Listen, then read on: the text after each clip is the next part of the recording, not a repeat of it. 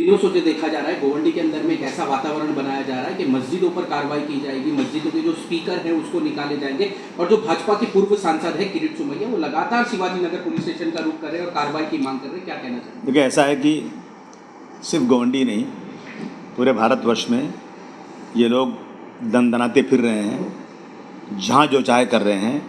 1947 के पहले इस देश में डेमोक्रेसी नहीं थी। जो बादशाह ने बोल दिया, राजा ने बोल दिया, वो कानून बनता था। लेकिन 1947 में ये रिपब्लिक भारतवर्ष है, धर्म के नाम पर नहीं बल्कि हर पब्लिक चाहे किसी तरह की हो। लेकिन इन्हें लगता है कि डिक्टेटरशिप है। हर मस्जिद के नीचे मंदिर नज़र आ रही है और इनकी लीडरशिप की तरफ से ये इशारा है कि तुम जाओ मुसलमानों को परेशान करो। जब 91 में एक कानून बन गया कि जो भी इबादत गाहें, जो भी पूजा स्थल, प्रेयर प्लेसेस 1947 में आज़ादी के वक्त जैसे थे वैसे ही रहना चाहिए, इसमें भी इन्होंने पॉइंट निकाल के लोगों ने हर मस्जिद के नीचे मंदिर ढूंढना शुरू किया। जहाँ तक मेरे एरिया का सवाल है, मैं जनता से निवेदन करना चाहता हूँ, आप यकीन जानिए ये बुज़दिली नहीं है, मसलहत है। वो चाहते हैं कि ये आएंगे मस्जिद तोड़वाने के लिए, मुसलमान सड़क पर उतरें, मुसलमान चिल्लाएं, उसका विरोध करें, और उसके बाद वो बिना परमिशन के आएंगे, उन पर केस नहीं होगा।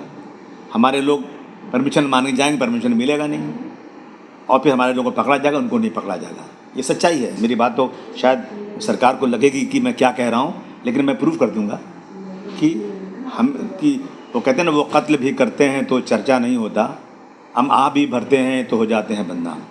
मैं तमाम गोंडी के नौजवानों से जो रियल में चाहते हैं कि यहाँ कुछ झगड़ा लड़ाई ना हो, जो रियल में आप खड़े हो जाते हैं कि कोई बात होती है, तो उनसे मैं निवेदन करना चाहता हूँ, गुजारिश करना चाहता हूँ कि कुछ रिएक्शन मत करो।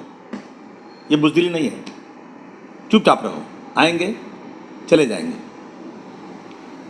अगर कोई किसी मुस्लिम की कोई इबादत गाह टूटेगी तो दूसरे धर्म की भी इबादत गाह टूटेगी। देखेंगे, हमको कमीशन ने कहा है, कॉरपोरेशन ने कहा है कि कोई गड़बड़ नहीं होगी, आप चुप रहिए। लंबे समय से खासकर अगर गोवंडी की बात करें तो ये इलाका जो है गंगा जमुना की तहजीब के लिए माना जाता है। दोनों समुदाय के लोग आपस में बड़े प्यार से रहते हैं, लेकिन किसी एक खास व्यक्ति के जरिए जो है इसके बीच में दरार डालने की कोशिश की जा रही है। क्या कहेंगे? नहीं, मैं तो कह रहा हूँ ना कि मुंबई में मानकू शिवाजी नगर है, यूपी में आप देख रहे हैं जहाँ मस्जिद का मामला चल रहा है, संभल, बहुत सारी जगहें ऐसी है जो हो रहा है।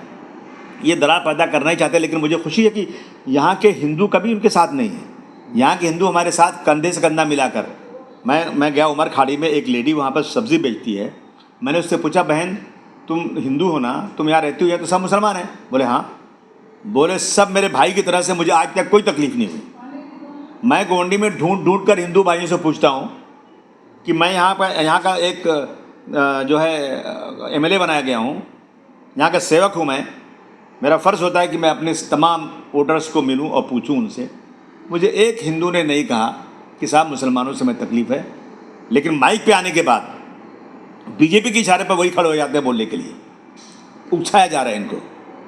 मुझे बता दो, आज तक मंदिर के बाहर कोई पूजा करे हमने कभी मना किया? मंदिर में माइक चले जोर से, डीजे बजा, हमने मना किया? सड़क पर शादी ब्याह हो रही, हमने मना किया? सड़क पर बड़े बड़े त्यौहार हो रहे हैं, मना किया? मैंने तो यहाँ तक कह दिया कि रामनवमी में अगर वो लोग मस्जिद के पास आकर, जो उनकी आदत बन चुकी है, उन्होंने अभी रामनवमी में क्या किया पता है आपको?